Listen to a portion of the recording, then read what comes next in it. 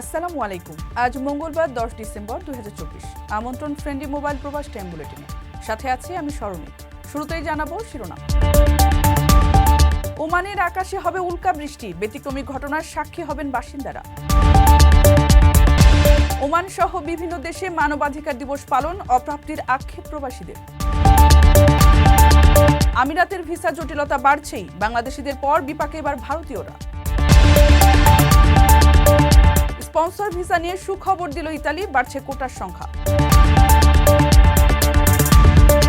মালদ্বীপে গুরুতর অসুস্থ বাংলাদেশি, দেশে ফেরার বিমান টিকিট দিল হাইকমিশন। দর্শক দেখছিলেন শিরোনাম, এবারে পুরো খবর। ওমানের সেরা রেট দিচ্ছে বাংলাদেশি প্রতিষ্ঠান গালফ এক্সচেঞ্জ। প্রিয়জনকে টাকা পাঠাতে আজই আসুন আমাদের যে কোনো ব্রাঞ্চে অথবা কল করুন স্ক্রিনে দেয়া নাম্বারে।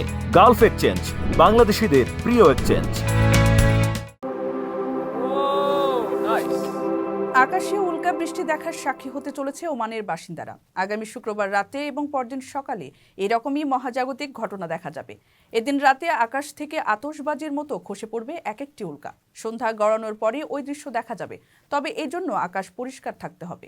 ওমান অ্যাস্ট্রোনমিক্যাল সোসাইটির সদস্য রায়ান বিনত সাইদ আল রুয়াইসির মতে উল্কার বৃষ্টি বা জেমিনিড মেটিওর শাওয়ার এ মাসের 13 তারিখ থেকে দেখা যাবে। জ্যোতির্বিজ্ঞানীদের দাবি 3200 ফাইথন নামে এক পাথুরে গ্রহাণু থেকে জেমিনিড এসেছে। ফাইথন কোনো গ্রহাণুর বিচ্ছিন্ন অংশ, যা সূর্যের চারদিকে প্রদক্ষিণের সময় ধুলা হয়ে মহাকাশে ছড়িয়ে পড়ে। পৃথিবীর অভিকর্ষজ বলের টানে খুব কাছে এসে পড়লে বায়ুমণ্ডলের সঙ্গে সংঘর্ষে আগুন জ্বলে ওঠে। নাসা বলছে জেমিনিড উল্কা বৃষ্টি সারা আকাশ জুড়ে আলো ছড়ায়। উত্তর পূর্ব আকাশে জেমিনি নক্ষত্রপুঞ্জের কাছ থেকে ছুটে আসে এই উল্কারা, তাই এর নাম জেমিনিড। এর আগে 2020 সালে ঘন্টায় 200 থেকে 220টি উল্কা বৃষ্টি দেখা গিয়েছিল। মোট 6 ঘন্টায় দেখা গেছে 1063টি। এবারে বৃষ্টি খুব স্পষ্টভাবে দৃশ্যমান হবে, কারণ এটা ধীর গতির এবং নানা রঙের হতে যাচ্ছে।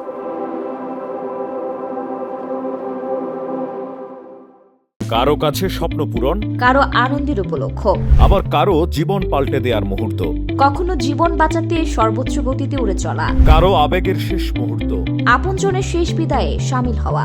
এমন সব ইচ্ছে পূরণে সর্বনিম্ন ভাড়ায় দ্রুত গতির বাহন প্রবাসীর হেলিকপ্টার। আপনার প্রয়োজনে যোগাযোগ করুন আমাদের হটলাইনে। আজ বিশ্ব মানবাধিকার দিবস।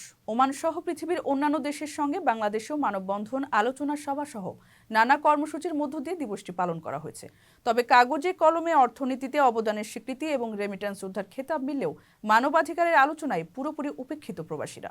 আমার অধিকারটা কে নেবে? আজ বিশ্ব মানবাধিকার দিবস। ওমান সহ পৃথিবীর অন্যান্য দেশের সঙ্গে বাংলাদেশেও মানববন্ধন, আলোচনা সভা সহ নানা কর্মসূচির মধ্য দিয়ে দিবসটি পালন করা হয়েছে। তবে কাগজে কলমে অর্থনীতিতে অবদানের স্বীকৃতি এবং রেমিট্যান্স যোদ্ধার খেতাব মিললেও মানবাধিকারের আলোচনায় পুরোপুরি উপেক্ষিত প্রবাসীরা।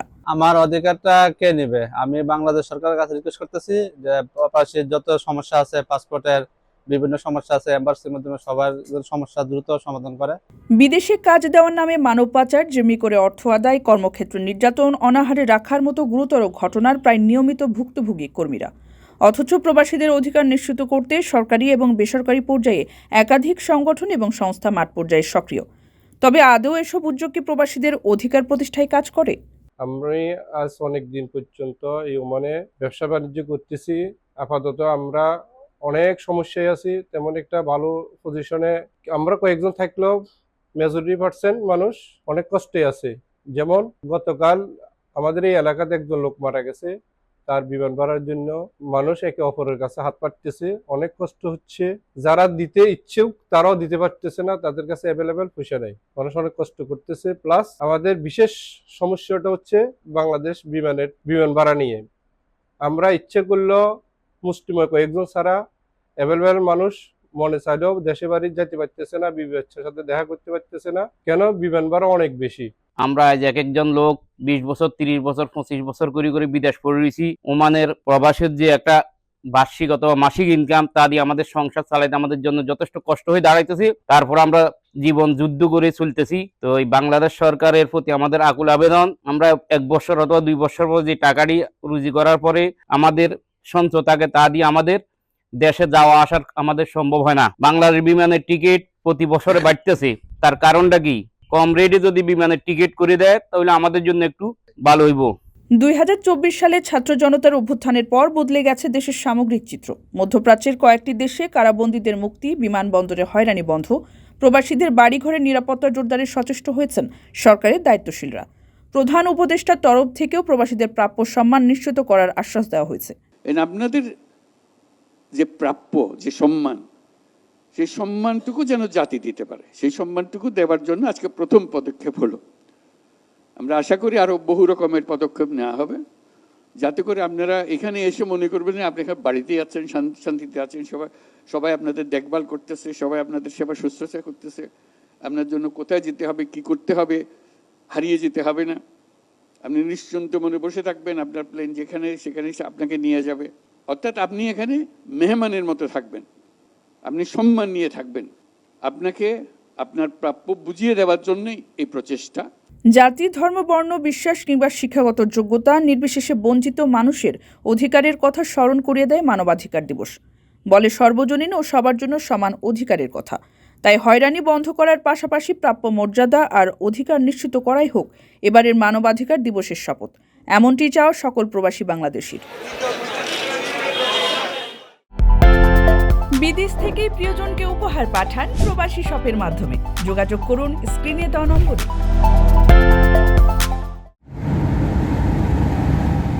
বাংলাদেশিদের ভিসা পেতে জটিলতার নানা আলোচনার মধ্যে ভারতীয় পর্যটকদের ভিসা দেওয়া কমিয়ে দিয়েছে সংযুক্ত আরব আমিরাত। দেশটি নতুন আইনের কারণে ভারতীয়দের ভিসা পাওয়া কঠিন হয়ে গেছে বলে জানিয়েছে ভারতীয় গণমাধ্যম। হিন্দুস্তান টাইমস জানিয়েছে, আগে ভারতীয়রা দুবাইয়ে যাওয়ার আবেদন করলে ভিসা পেয়ে যেত, কিন্তু এখন অর্ধেকেরও বেশি আবেদনকারী ভিসা পাচ্ছেন না।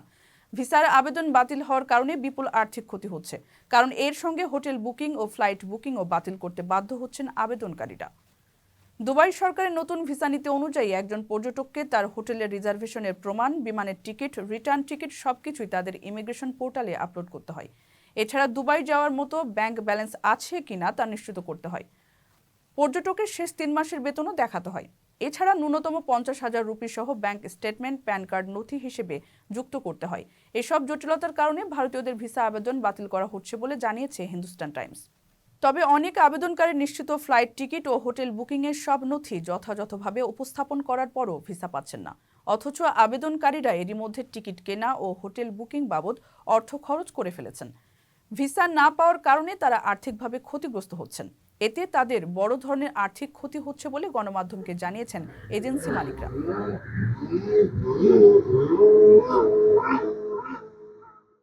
প্রবাসীদের বিনিয়োগের শতভাগ নির্ভরযোগ্য প্রতিষ্ঠান প্রবাসীর সিটি লিমিটেড। এখানে বিনিয়োগ করে হালাল মুনাফা অর্জন করুন।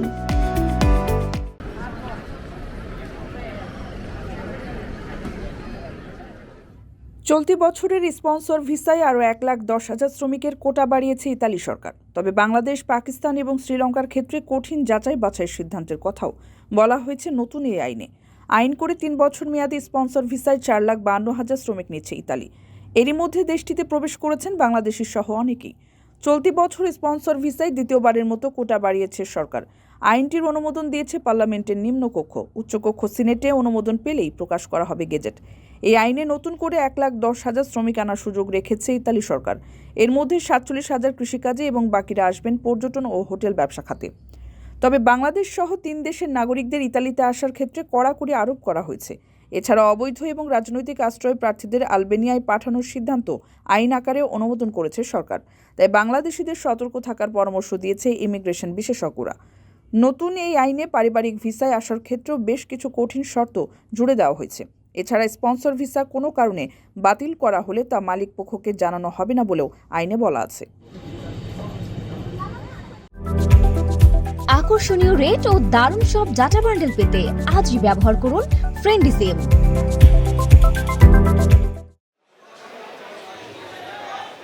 গুরুতর অসুস্থ মালদ্বীপ প্রবাসী তানজুমিয়া আশরাফুলকে দ্রুত দেশে ফিরে উন্নত চিকিৎসা নেওয়ার জন্য একটি বিমানের টিকিট হস্তান্তর করেছে বাংলাদেশ হাইকমিশন। মঙ্গলবার দেশে ফেরার কথা ছিল তার। সোমবার মালদ্বীপের বাংলাদেশ মিশনের পক্ষ থেকে ওয়েজ আর্নার্স কল্যাণ বোর্ডের অর্থায়নে বিমানের টিকিট সহ যাবতীয় ট্রাভেল ডকুমেন্ট হস্তান্তর করেন ভারপ্রাপ্ত হাইকমিশনার মোহাম্মদ সোহেল পারভেজ। এই সময় দূতাবাসের কল্যাণ সহকারী আল মামুন পাঠান এবং কনসুলার সহকারী মোহাম্মদ ময়নাল হোসেন উপস্থিত ছিলেন। মালদ্বীপ প্রবাসী তানজুমিয়া আশরাফুল বেশ কিছুদিন যাবৎ অসুস্থ হয়ে দেশটির রাজধানী মালের ইন্দিরা গান্ধী মেমোরিয়াল হাসপাতালে চিকিৎসাধীন অবস্থায় আছেন। তার বৈধ কোনো মালিকানা না থাকায় মালের চিকিৎসার ব্যয় বহন করা তার পক্ষে অসম্ভব। তানজুমিয়ার ঝিনাইদহ জেলার শৈলকুপা উপজেলার কাঁচেরকোল গ্রামের মোহাম্মদ আজিজুর রহমানের ছেলে। দর্শক দেখছিলেন ফ্রেন্ডলি মোবাইল প্রবাস টাইম বুলেটিন। শেষ করার আগে শিরোনামগুলো জানিয়ে দিচ্ছি আরও একবার। ওমানের আকাশে হবে উল্কা বৃষ্টি, ব্যতিক্রমী ঘটনার সাক্ষী হবেন বাসিন্দারা। ওমান সহ বিভিন্ন দেশে মানবাধিকার দিবস পালন, অপ্রাপ্তির আক্ষেপ প্রবাসীদের। আমিরাতের ভিসা জটিলতা বাড়ছেই, বাংলাদেশিদের পর বিপাকে এবার ভারতীয়রা। স্পন্সর ভিসা নিয়ে সুখবর দিল ইতালি, বাড়ছে কোটার সংখ্যা। মালদ্বীপে গুরুতর অসুস্থ বাংলাদেশি, দেশে ফেরার বিমান টিকিট দিল হাইকমিশন। এই ছিল ফ্রেন্ডলি মোবাইল প্রবাস টাইম বুলেটিনের আজকের আয়োজন। প্রবাসের সর্বশেষ সংবাদ পেতে ভিজিট করুন www.probastime.net। সাবস্ক্রাইব করুন আমাদের ইউটিউব চ্যানেল এবং চোখ রাখুন ফেসবুক পেজে। পরবর্তী বুলেটিন দেখার আমন্ত্রণ জানিয়ে আজকের মতো বিদায় নিচ্ছি আমি সরল। সে পর্যন্ত সবাই ভালো থাকবেন এবং নিরাপদে থাকবেন। আল্লাহ হাফিজ।